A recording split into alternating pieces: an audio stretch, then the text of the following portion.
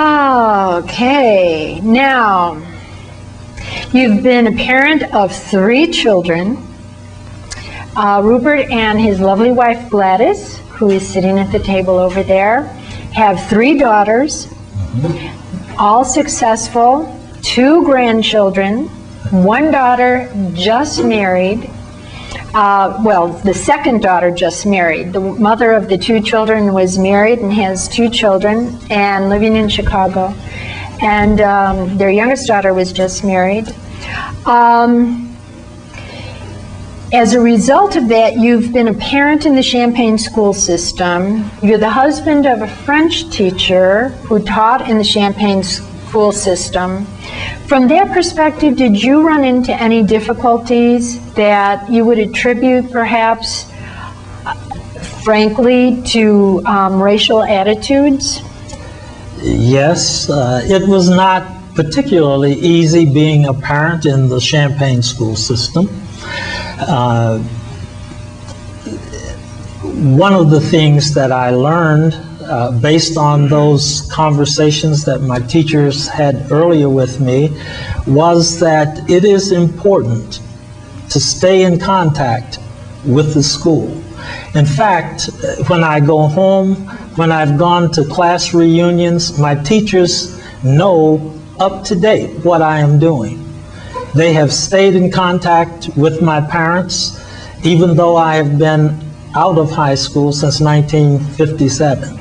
That's the kind of atmosphere that they maintained. And so it was that I wanted to do the same type of contact and maintain a presence at my daughter's schools.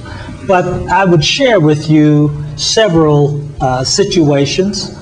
One was in elementary school, a parental request to be put in the Great Books program. But our daughter indicated that she was told that that was not possible. But we, as parents, did follow up.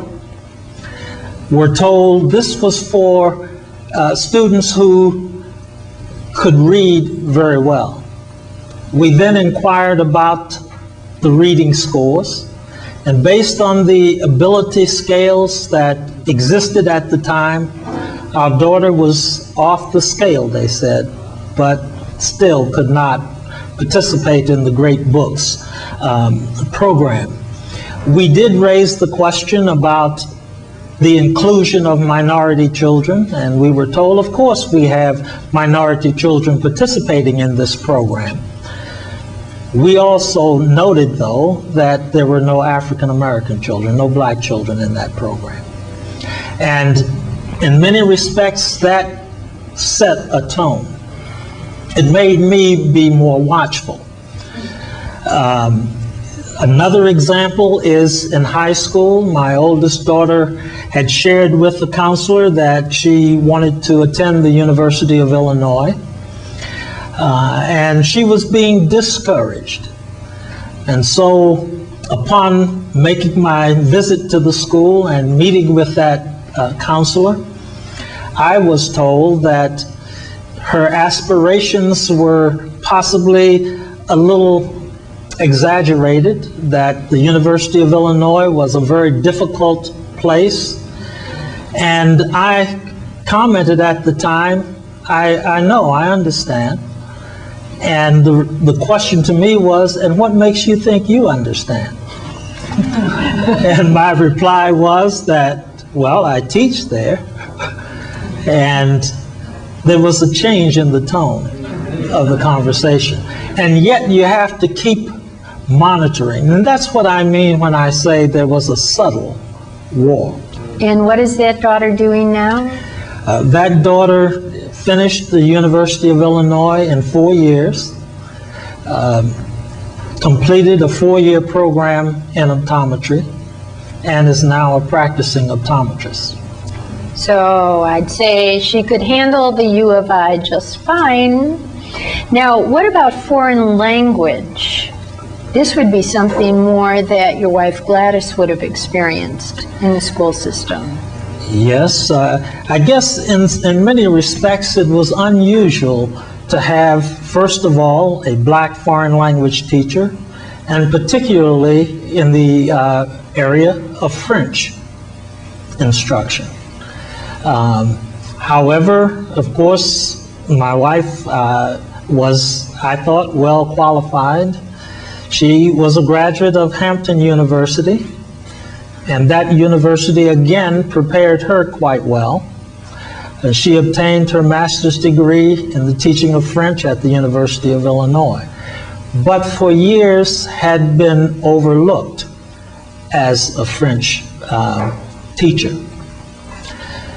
She did teach high school French, had taught teachers to teach the language to elementary children, and one of the principals recognized this fact and assigned her to the teaching of French. But I think, and this is my own perception, I think that the fact that you would have a black teacher who would teach French and speak it, particularly graduating from an historically black institution, that somehow that would leave you with some deficiencies.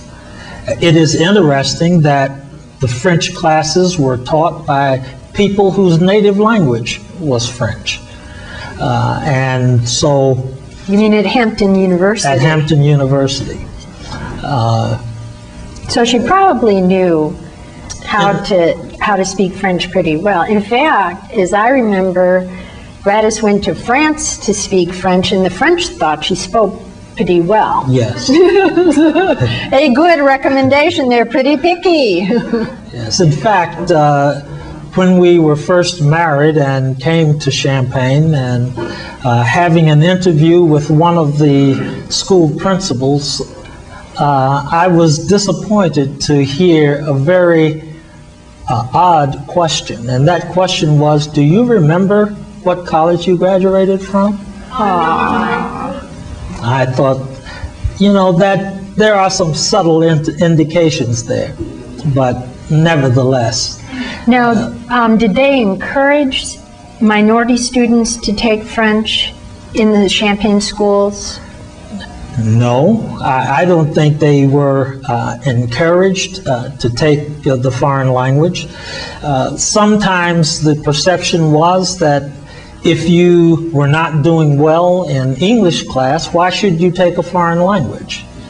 And yet, a foreign language can be supportive of one's ability to learn and facilitate the spoken language. And it's also required by many colleges to have exposure to a foreign language. Yes, many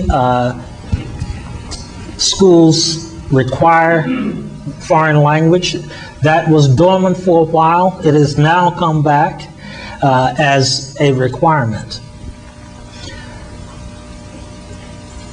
One other thing I would share with you is that we were wanting to enroll our daughter in the second year of French at her school, and we did.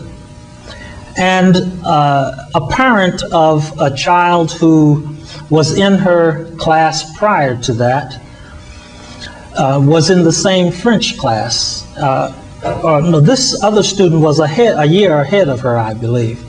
And so at the parent orientation, where you follow your child's schedule, we were sitting in the French class, and this parent turned to say, "Why is your daughter in this second year French class?" And my wife said, "Well, I taught her French." And this parent said, "Well, I had high school French too, but I couldn't teach my daughter to skip a year." And my wife just mentioned to her, "Well, I have a master's degree in teaching of French." But it was interesting, again, that you would have that kind of perception. Again, in my mind, that was a part of a subtle war to marginalize who a person is. And a last point about the teaching of languages, German had a high failure rate among the students, very difficult. You had mentioned that minority students were often directed to take German rather than French. Even one student whose native language was French? They were from a French-speaking African country. And the parents wanted him to take French? Yes. In order so the to... parent had to come and say unequivocally, I do not want my child in a German class. He will not speak German when he goes home.